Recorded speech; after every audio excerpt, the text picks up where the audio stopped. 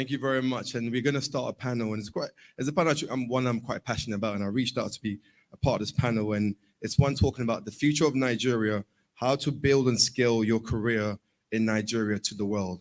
We all know when it comes to the African continent as a whole, and it's actually in this era of the COVID pandemic, unemployment, career challenges has become a very pivotal issue around the world. So if we can find a way to tackle that issue and help people build great careers, find quality employment, and also become enablers of job creation, we can help transform countries like Nigeria, of course, and Africa as a whole, and the world at large. But I want to give a warm welcome to our panelists, Stella Uzuchukwu Dennis. I did well with that. Of course, it's there. and Deji EJ. Thank you very much. I'll just start by asking all of you to just kind of give a warm introduction about who you are and how you got to your career to this level where it's at right now. It's like a very nice way to kind of warm people up to who you are and your own personal journey. So, good day, everyone. My name is Stella Uzochukwu once more. And basically, I got into this space by curiosity, as far as I'm concerned.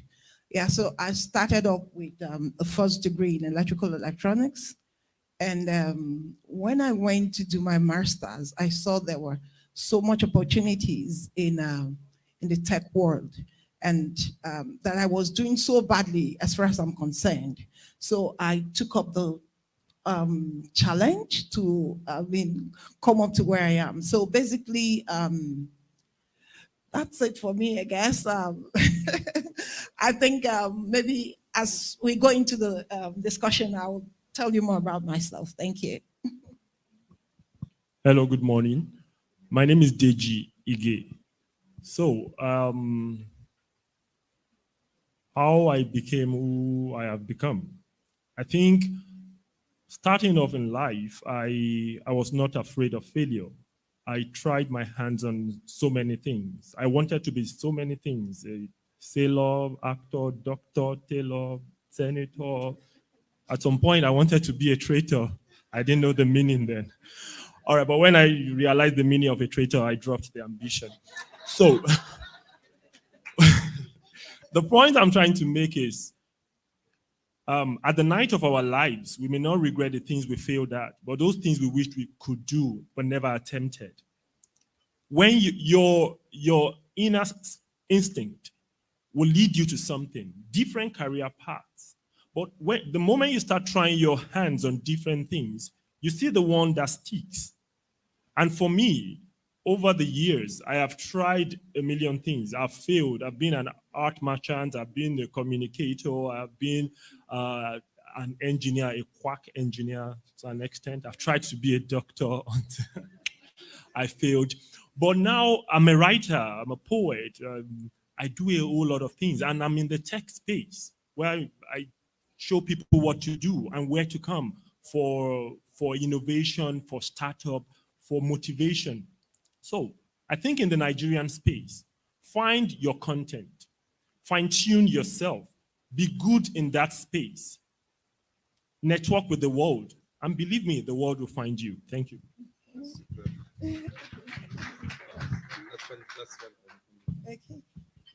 That's fantastic. Thank you very much for that eclectic introduction. Just kind of give a bit about myself. My name is Einstein and Tim. Right now I'm the chair of the GSC, but also the managing partner of the Africa Future Fund, which invests in tech companies founded by Africans to help accelerate and innovate and move the African continent forward. Right, but like yourself, I had a very, very eclectic background. I've been an army man. I've been a preacher. I've been an investment banker, and of course, an entrepreneur. Right, and I think it's very, very important to establish that, because you guys are also entrepreneurs as well as people who build great careers. Right, what do you tell people who say entrepreneurship is very, very different from building a career? I'm sure in some ways when you build an entrepreneur journey, it's still a form of a career, but people often segment that into its own. These are the business people, the entrepreneurs. They don't understand what it means to grow a career. How do you sort of merge that and tell people, look, entrepreneurship is a career path, but even if you decide to work for a company, you still have to be entrepreneurial in the way you go about in that sort of process? Thank you so much. when I saw this program online, I was just discussing with one of my friends today that when I was coming, I usually come with my staff. So they begin to build their own strength, because I don't want to work with people who, after you finish working with them, I mean, they just were able to do the 8 to 5 job and then collect their salaries, and they are not entrepreneurs. They are not, I mean, they haven't even built a career. I wouldn't be happy, because though I learned the hard way, but I wouldn't want anyone to go the way I did, because like everyone is saying, to have done everything. In fact, I told myself one day, I was in the ceiling. I told myself, nobody will see me in this ceiling trying to fix the electrical wires. I think I need to be down the what do you call it, ladder. I'm not supposed to be up there in the ceiling, because no one will see me. So what I tell people is, you can't build a career properly without, being an entrepreneur, even if you're working in a government establishment. I think that's what helped me while I was working with a telecom company, because I worked with a telecom company as a switch engineer. So while I was doing that, one of the days, we couldn't make calls, and no one knew what to do. We had to call the engineer from Motorola to come fix it. And I was feeling bad when the man came from Lagos, and I was like, oh, but this thing you did, I should be able to do it. And I started reading. I started developing myself. I started working. The next time it happened, they were about to call the engineer from Lagos, and I told them, stop, I'm going to be able to fix it. And my boss was like, are you sure? And I worked throughout the night. Before the next morning, I was able to do that.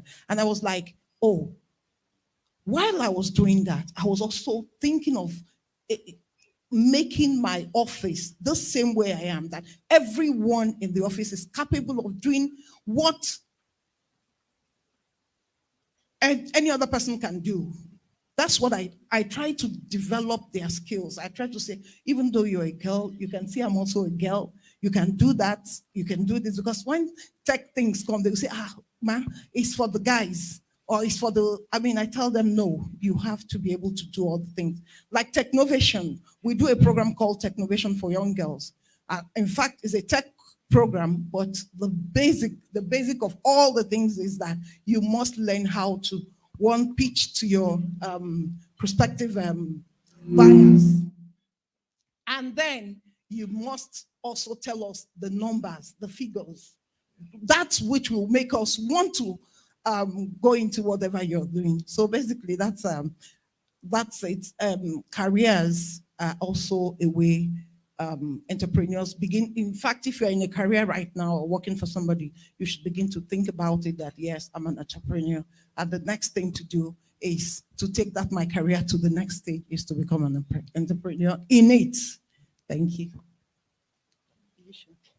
I love that. I love those points.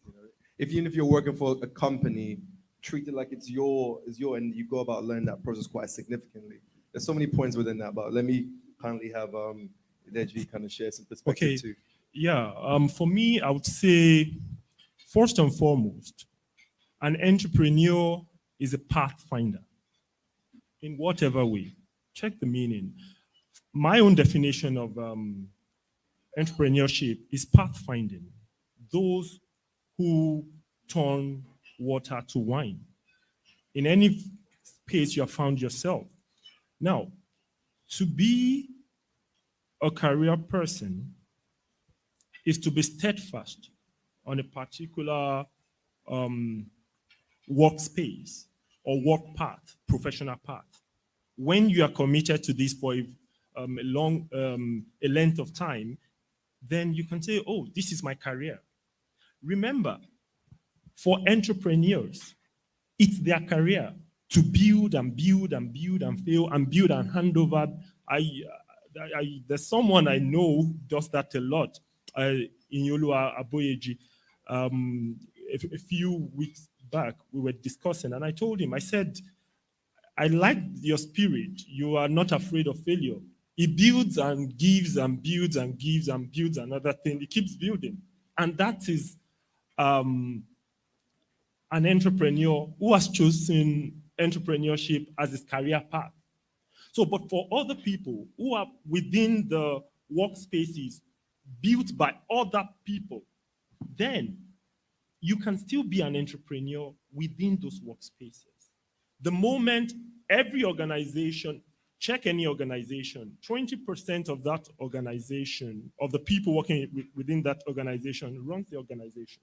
20%. And those are the entrepreneurs within that organization. They are career people, but they find new ways, new dimensions of doing things.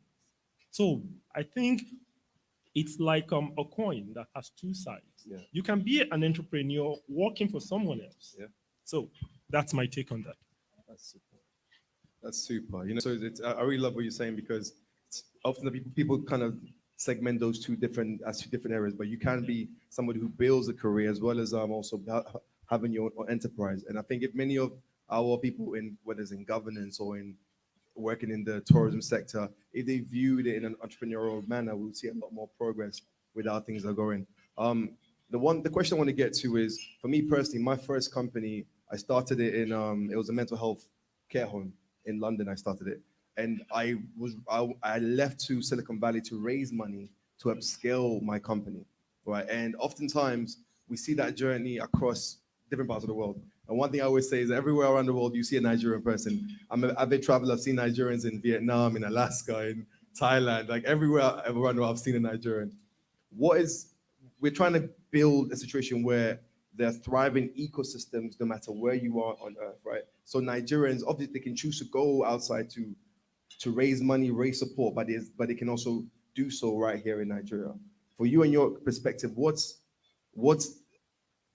can you share about the intricacies about building a career here in Nigeria that is different from other parts of the world, right? What's the unique perspective you have about how one could go about building a career here in Nigeria? All right. The Nigerian terrain for me is quite different. It's very unique. It's like the muddy waters. So, and to swim the muddy waters, you must have special skills others don't have. One of those skills is resilience. You must be quite resilient. Believe me, this system builds us. Finally, we're like diamonds in the space. We've gone through the filing, the beating, hitting, and everything. So we're solid at the end of the day. So resilience is so much needed around here. Believe me, many people, many Nigerians who have found themselves on a career path, in most cases got there by accident, believe me. I'm a writer. I'm a poet. I never knew I had those. I knew I had them in me, but I never knew they could become something until after a while. I'd tried to be a soldier. I applied to the Nigerian Navy 3 times. I was rejected 4 times. I applied to the Army once. I was rejected twice. So eventually, but finally, I found myself somewhere. Then I found myself in the tech space. I started thriving as a writer, as a poet, and as someone within the tech space, the innovation space. So accidentally, I found myself in the literary space. If you Google my name, you'll see the G poet. But I'm someone else in another space. Yeah. If you Google from the tech world or from the innovation space, I'm sure Stella would not know that. So eventually, within the Nigerian space, all you need is resilience and a vision, a focus. And the vision may not be to be a pilot. The vision should be to succeed. Find something you love and try to succeed in it. The Nigerian thing is in our DNA. It's encrypted there. We will succeed. All you need is to be resilient and be steadfast. The Nigerian terrain is very difficult, and you can only learn by experience. But at the end of it all, we thrive. Super. Thank you for that. Thank you for that. Oh, well. Okay, so well, for me, it's also good to say that the world is actually a smaller village right now because of the internet. So whatever you think is happening in Nigeria or outside the country, you can actually leverage on them. And that's what we are actually leveraging on, I must say. Some of those technologies, before they began to have some kind of gathering or 5 or 6 people working on some technologies that are really emerging, you see that is because we're able to solve the web and be able to get those things. And like Deji said, resilience is one of the things too, because I work with rural communities. I work in a school, in a secondary school, where I took a laptop for the girls to start the first coding. And the first girl who jumped on the system started to cry. She started to weep. And I was taken aback because I thought she was already working. I didn't know she was weeping. So when I looked at her, I asked her, I said, Chinyere, why are you crying? She said, I never thought in my life I could sit face to face with a computer. And I was like, oh, really? So you see, we work. Sometimes when I go to some of the schools I go to in the rural area to teach them coding, because everybody says, Stella, I don't think they have not even finished learning English. You want to teach them coding, you know? So sometimes when I go with my generator in my car. Is that bad? So that we can power the few laptops we have. And then sometimes, I mean, it's crazy, but the truth is that I have a lot of stories to tell when it comes to young girls. A lot of them have turned. I have the story to tell. I know I must tell it to all of you here. During the COVID, one of the girls who works with me in this rural area called me and said, Ma, please, it's International Day of the Girl Child. Can you come to my settlement? I need you to talk to some girls. I said, what happened? She said, 60% of my friends who are girls have become pregnant. I think if they know what I know, they wouldn't do what they are doing. And we went to that village. In fact, everybody who went there with me came back and said, Stella, if you had told us this is where we're going to, we wouldn't have gone with you. So, I mean, a lot of resilience, even where electricity, whatever doesn't get there, we just need to get there to be able to do. So it takes a lot of work, but I mean, we're moving forward.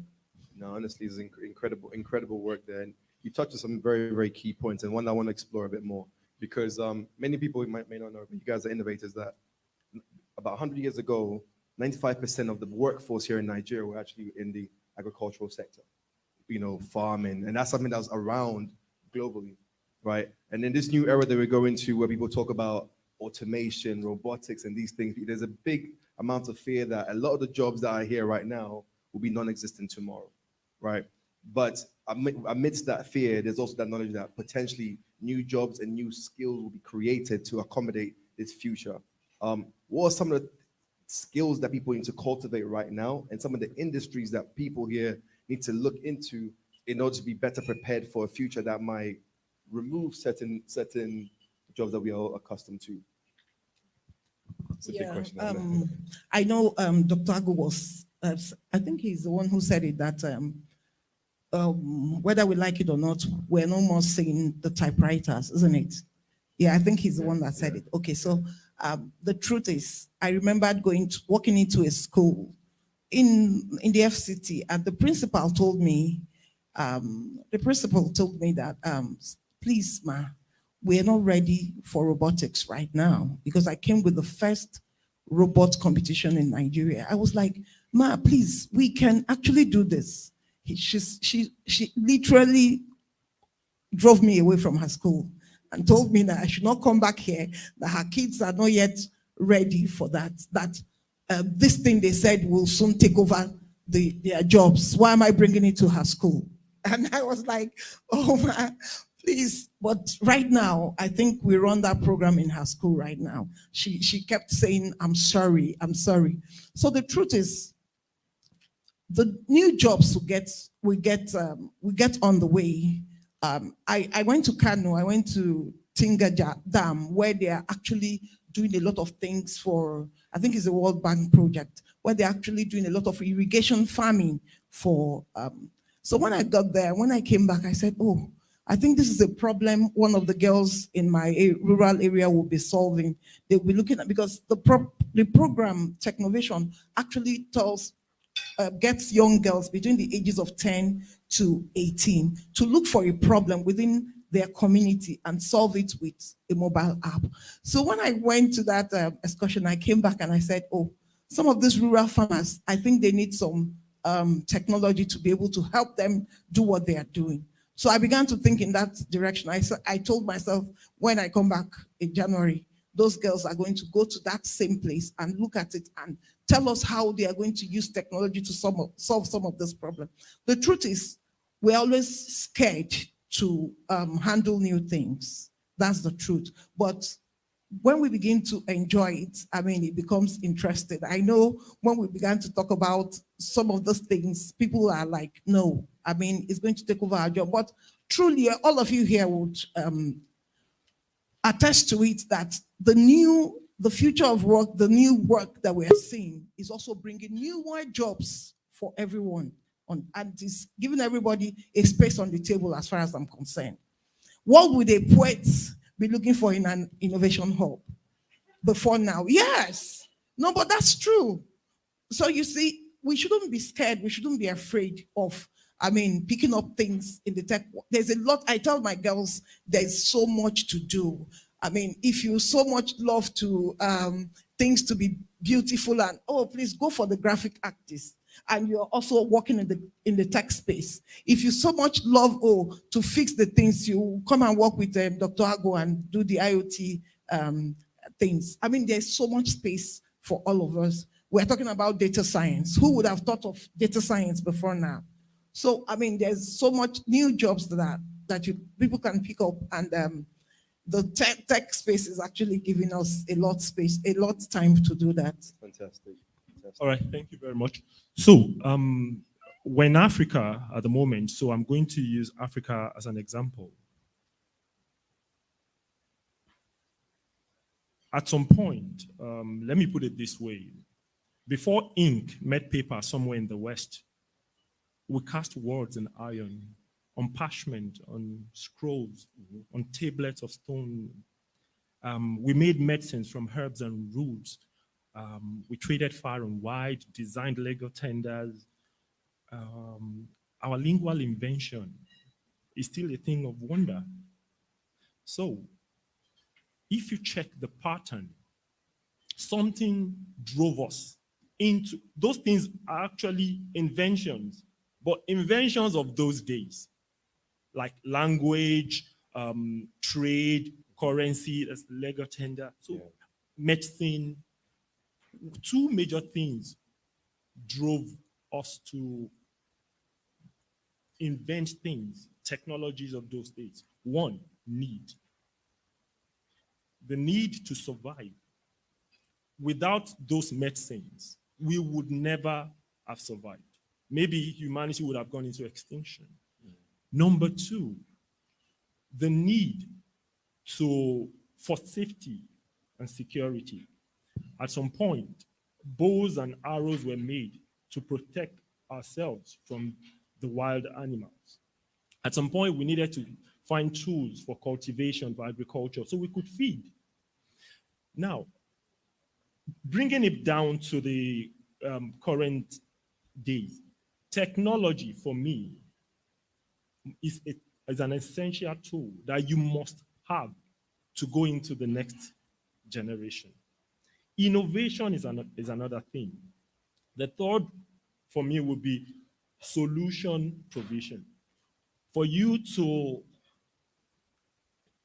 become relevant for the next few 10, 20 years to come, you must get yourself acquainted with technology, new technologies. You must then innovation. Now, in Nigeria, we must start to ask the question, why did we stop inventing things? And I think I know the reason, in my own little thinking. First, the world shrank into a global village through transportation and communication. People could reach goods and services and people could move here and there. Secondly, people could communicate.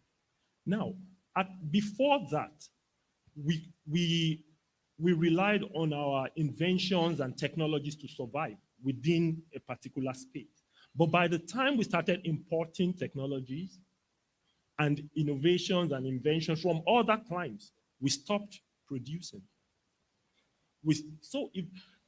And at that point, we started going down to the bottom of the ladder in terms of innovation, in terms of invention and technologies. So for us to climb up that ladder again, we need to start thinking of homegrown technologies, homegrown innovation and inventions. Believe me, this is the way forward. And the good news is it's happening. It's currently happening. At Innovate Hub, in the last 18 months, we've had series of programs where we brought in aspiring inventors and researchers and innovators.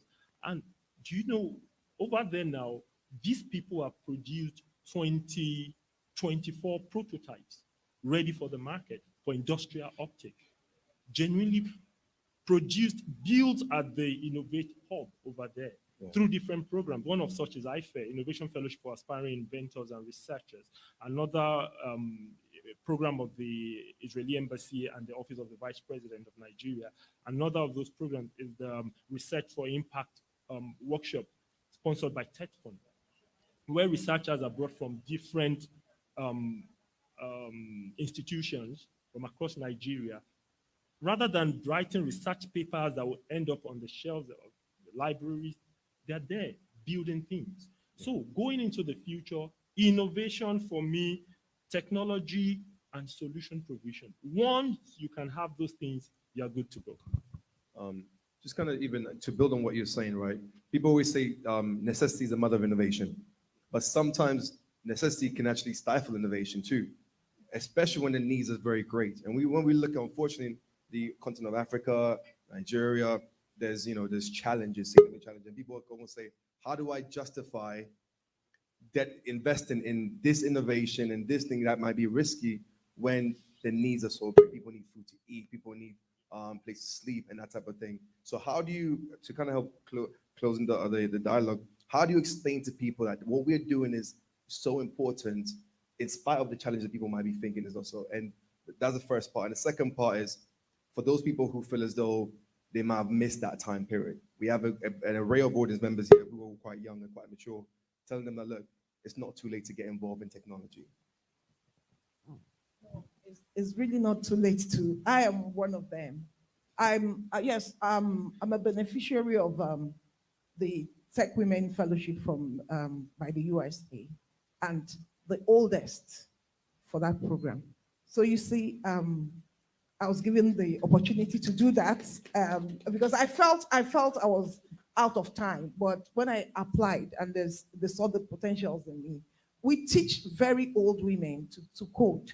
We teach very older people. I mean, you're still, all of us here, we're still so young to begin the journey, and you have a space. There's a woman who just finished law school at 68. Yeah, she wanted to go to law, and she just finished at 68. And I mean, so please, you're never too old to get there. You're never too young to, you have not missed anything out. There's still a space for you wherever you can join from. Thank you. So for me, the best time to plant an oak tree would have been 20 years ago, because by now the oak tree would have blossomed and become something big and large. Then the next best time is now, because the next 20 years will start counting from now. So for me, we have not lost out. Whoever thinks they have lost out on, no. Consciousness is the starting point. The moment you are conscious of the fact that I need to jump on this train, then start looking for the train to jump on. So now I think the awareness is getting larger. The drum beat is getting louder in Nigeria for technology, for innovation, for invention. And that is the starting point for us.